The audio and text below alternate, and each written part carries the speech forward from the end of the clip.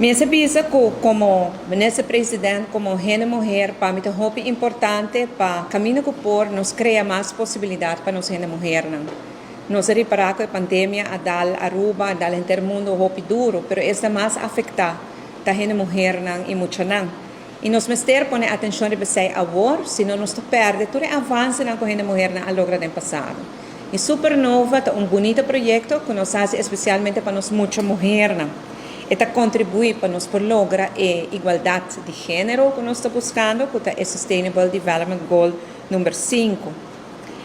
Essa aqui é de 4 eventos de Supernova. E o evento aqui toma lugar já sábado, dia 18 de junho, e é especialmente para muitas mulheres de idade de 6 para 9 anos. Ele é evento que é tópico de STEM. STEM é uma abreviação em inglês para Science, Technology, Engineering, Mathematics.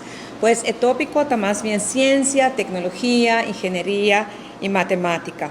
E para que nós fazemos isso aqui? Para que nós estamos enfocados para muitas mulheres, especialmente isso aqui? Well, é assim que globalmente o cupo de trabalho na área aqui de STEM está crescendo mais comparado com outros setores. E pensei que é muito importante para nós preparar toda a gente melhor para o trabalho no futuro na área aqui. Nós sabemos que aqui na Aruba, toda hora é muita mulher também interessada em STEM como muita homem.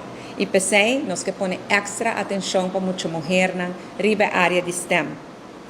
Claro, não toda muita mulher lo sigue estudia na área aqui, mas quizás nós podemos começar a spark o interesse de Nancy, que não estava tendo problema, para introduzir no setor aqui para mostrar que o STEM aqui é setor que tem muita possibilidade, que é muito atrativo para muita mulher também.